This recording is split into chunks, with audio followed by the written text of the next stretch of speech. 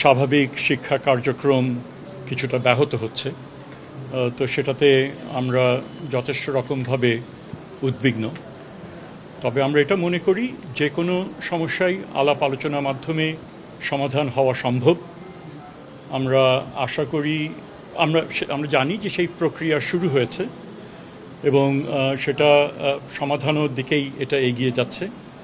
আমরা আশা করি দ্রুতই এই সমাধান এখানে হবে।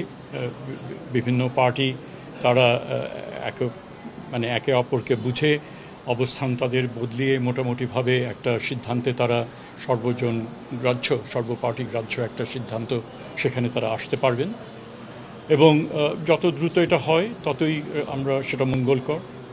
এবং এই ক্ষেত্রে মন্ত্রণালয়ে এই যোগাযোগ রেখেছে বিশ্ববিদ্যালয়গুলোর সাথে। আশা করি আমাদের কোনো সাহায্য সহযোগিতার প্রয়োজন হলে মন্ত্রণালয়ের পক্ষ থেকে তা এক্সটেন্ড করা হবে প্রতিষ্ঠানগুলোকে। আমরা সকলের প্রতি আহ্বান জানাচ্ছি যে আপনারা ধৈর্যের সাথে সহিষ্ণুতার সাথে যেন সমাধানগুলো খুঁজে পাওয়া যায় তার দিকে ধাবিত হবার জন্য আহ্বান জানাচ্ছি। ধন্যবাদ। এগুলো না, অবভিয়াসলি এই ধরনের একটা পরিস্থিতি কারোর কাম্য না।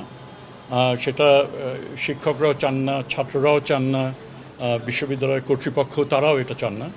তবে সে কারণেই আমাদের দিক থেকে এটা আহ্বান যে খুব দ্রুততম সময়ের মধ্যে এই সমাধানগুলো করে ফেলা এবং সেখানে যে বিভিন্ন লোকাল অ্যাডমিনিস্ট্রেশন তারাও সহযোগিতার হাত বাড়াচ্ছেন।